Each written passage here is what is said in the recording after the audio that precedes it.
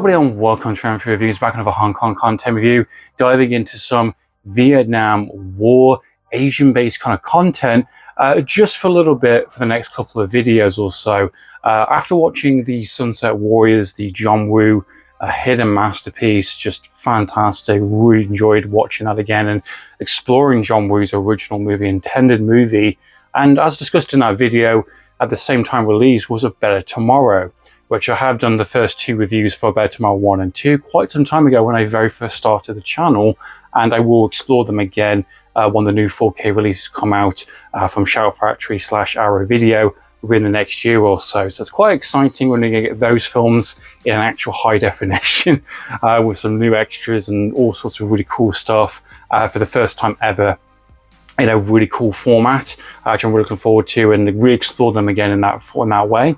I haven't seen A Better Tomorrow 3. It's one of those ones I didn't get a chance to watch. And while I'm on this topic, let's explore the themes of brotherhood, relationships, the acts of war itself in terms of pre and post, during, in the middle of it, what it does to you in terms of a country, in terms of an individual, in terms of your opportunity, in terms of war profiteering, what it cost you by the end, and how the action is handled in terms of gunplay, the kind of the soldiers' kind of point of view in terms of the tanks and helicopters, and what kind of movies are being made and explored with these themes in mind. And I figured I would jump into A Better Tomorrow 3, directed by Tsui Hark, surprisingly released in 1989. He took over the duties of directing after John Woo dropped out of the film after some heated back and forth conflict within A Better Tomorrow Part 2. And with Better Tomorrow Part 3, I was very curious to see what Tsui Hark would do with this material and what he would do to kind of cap off this trilogy, even though it never needed to be a trilogy in the first place. Kind of a weird kind of situation in terms of the 2 and 3 being kind of like extra movies that didn't really add much more to the grander story ultimately, if I'm being honest. Now, what's interesting, and I think a lot of people would already know this if you're following these films for quite some time, is that John Woo originally was going to direct the third movie. He had a script in mind, had a bit of a falling out with Tsui Hark, which is a producer, creative involvement in the films, and basically stepped away to go and make his own film with his own script. And that turned out to be a little film called A Bullet in the Head, an absolute masterpiece, a fantastic film, an emotional roller coaster. It covers all the father themes and all the ideas that a Better Tomorrow film would do, thinking about it in that respect. Obviously, I didn't know that when I first watched Bullet in the Head. I would happily put a gun on the table and say this is John Woo's best movie in terms of his entire kind of filmography. Just absolutely incredible in terms of the Vietnam War aspect, in terms of the post, before, the themes of brotherhood, the ideas of kind of betrayals and war profiteering, and just how greed and corruption and testing your limits in terms of an individual within a time and a place. And it goes through the entire ringer, it goes through all these emotions, it goes through a lot of high stakes, amazing action, amazing emotion. There's a lot going on in this film in terms of A Bullet in the Head. Just an incredible film. I cannot wait to explore it within a 4K edition from Shout Factory and Arrow Video down the line. So just an incredible film, and it's crazy to think this was going to be his take on A Better Tomorrow 3, which is really wild. I'm curious to see how we would have altered and changed that. But so John Woo went away, made A Bullet in the Head, incredible. Even though it didn't do that great at the box office, still an incredible film. Now, what's Tsui Hark going to do in terms of his third entry prequel film? It's a Tsui Hark movie this time around, and him directing it, producing it, and some creative involvement in the script. So what's he going to do with Chung Yun-fat, the only returning character, Mark, coming back from the main franchise? And the results are quite lackluster, to say the least. Oh dear, oh dear, oh dear. A Better Tomorrow 3. I went in this one with really no expectations. Obviously, I haven't seen the first 2 films in quite some time, but as mentioned, I didn't feel I need to revisit those films for this one. I went into it thinking, okay, let's see what Tsui Hark is going to do with this material. How is he going to approach just an individual prequel movie that doesn't really have any major ties to the first 2 movies? How is he going to explore Mark in terms of that character, which has gone for a bit of a ringer in terms of the events of the first 2 movies, especially with the weird kind of twin brother thing in the second film. And what's he going to do with the themes of kind of, Vietnam War and kind of like the situation in kind of Thailand and how Hong Kong's view upon it? There's so much things going on. You got Nina Moody in the film as well. And a pretty solid cast ultimately in terms of the the idea of what's going on. And the storyline for this film going into it, in terms of the basic storyline, is that Chung Yun-fat has gone from Hong Kong to Thailand. He's got his, I want to say his brother or nephew or a family relation out of prison. It can't be his actual brother because his twin brother's in America, right? I don't know if that's a thing in this one. I don't know. It doesn't really matter. Gets him out of prison. Basically, their dad is basically there in terms of a shop in Thailand and basically needs to get him out, in terms of a kind of a visa and getting back to Hong Kong because things are getting really intense. War is really getting nasty in terms of kind of protesting and kind of students kind of on the streets with grenades and kind of violence. And you've got a really kind of pressure cooker situation. Obviously, this is based on real life at the time. And basically, you've got some, not necessarily criminals, but you've got an opportunist in terms of Chung Yun-fat's character and the nephew brother character, basically having a bit of a score during the early portion of the film with Anita Muri's character, which is part of the kind of connection of gangs, I believe. And essentially they want to make some money and exchange some kind of, gold with kind of funds, essentially. You get a pretty fun action sequence.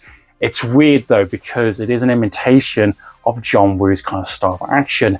And it's so jarring. It's so kind of icky. It's not Tsui Hark doing his style of action films, which he usually would do. It's him impersonating John Woo and trying to keep the kind of continuity and the action to the same level as the first two. And it's really bizarre because he's doing slow-mo, he's doing somewhat fun action. It's okay, it's fine, but it doesn't have the flair, it doesn't have that kind of energy or movement.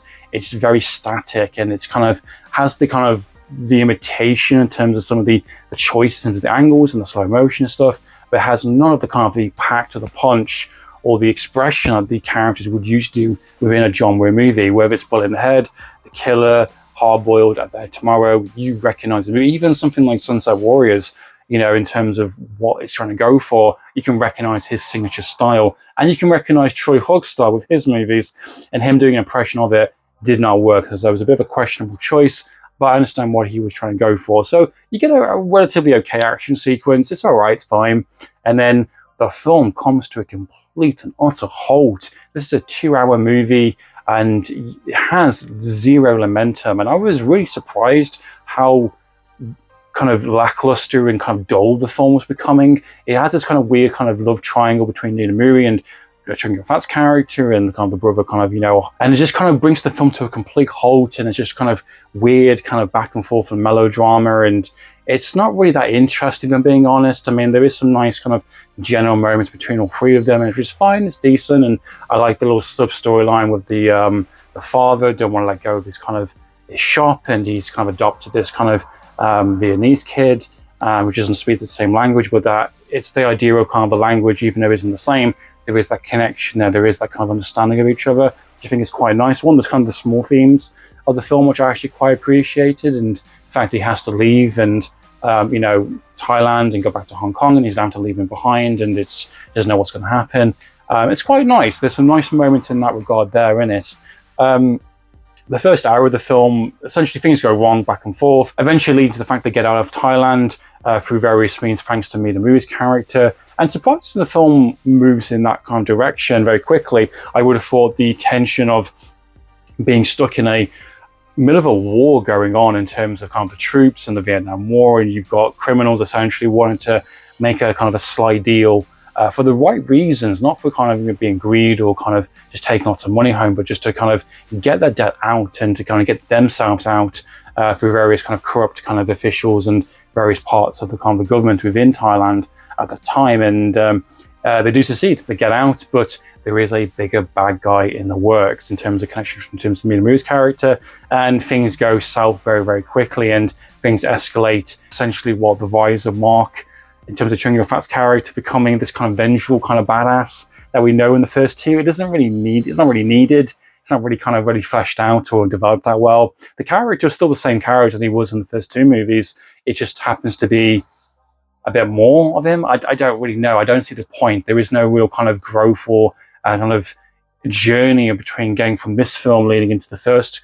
There's no real kind of point. I understand what the ending of the film is trying to go for in terms of the kind of the final conclusion. I get that, but it doesn't really kind of work.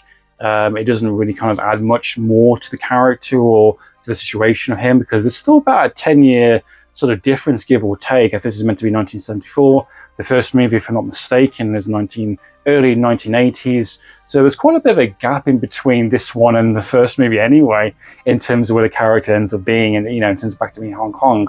It's very strange in terms of that. But I think it's simply Tsui Hark tries to cash in once again of making a prequel entry that doesn't have much to do with the first two movies. It's a sequel slash prequel by name only, with only one character returning back, even though the character is meant to be the same. It's just Chung Yun-fat doing what he does best. He's very charismatic, he's very fun, he's got a lot of high energy. He's definitely larger than life in terms of his performance, in terms of his kind of action side, his humorous side. Chung Yun-fat's a very charismatic person, and he's playing very similar characters for most of his kind of movies. He's a delight to watch on screen, whether he's in a good film or a bad film. I never really have a problem with Chung Yun-fat, really. He does the best he can with the material given. And I just think he's just playing himself. I think he's playing the standard kind of character that usually would play to really good effect. It happens to be the same character in the first one, but there's no sense of kind of change or development or growth. The weird kind of love triangle in the film is really strange and underdeveloped. I think Nina Muri's pretty badass in the film. I'm glad she got some few action moments and some handling of some machine guns and some gunplay. That's pretty fun. I'm happy about that. I like the practical side of it, and there's some really good set locations, which I think is pretty cool. But it doesn't really have much to say in terms of the Vietnam War backdrop. It doesn't really have much going on in terms of how that's leading into the mainland storyline. Yes, I know you got the main bad guy, and this idea of kind of the opposite sides of kind of Thailand and Hong Kong. I get that, but I think it's really underdeveloped and really kind of thrown in there in the last kind of post-hour movie. It's like an hour and 15, and we introduce our main villain for the film, and he's just an asshole character, really nasty character, really for the sake of it, just for the sake of the plot, to add stakes of the film and a reason to go back to Thailand and putting the Nina Muri's character in danger. It's just very standard, very typical by the numbers stuff, which is a real shame, really, because I was really going into this film thinking this might be a really fun Tsui Hark movie that really delivers something quite unique, because he can do scale quite well. He can do action comedy characters really well, and there's some really good films in his filmography that I really like and own in the collection. But unfortunately with this one, despite having some separation from the first two, despite going into this with completely his kind of take, it's a real watered shell, kind of hollow version of what kind of Bull in the Head is, and it's real hilarious to me that the fact that he kind of butted heads with John Woo, which John Woo knew the heck of what he was doing. He knew what the audience wanted, and yes, granted, didn't do that well on the box office. I still think this film will stand the test of time compared to something like A Better Tomorrow 3. Well, Better Tomorrow 3 is in the shadow of the first two, and even by itself, it's not really that great or that interesting. And it's a real shame, ultimately. So what are your thoughts and impressions on Better Tomorrow 3? Please comment down below. What are your thoughts in terms of it being a prequel, in terms of adding something to the franchise? Do you think this is a pretty good trilogy in terms of the Better Tomorrow movies? Do you think this is a good separate individual film with Chung Yun-fat in terms of the Viet War movie? What are your thoughts and impressions? I'd love to know your thoughts and opinions, guys. So please comment down below. So in the meantime, guys, Amphlett Reviews, signing out.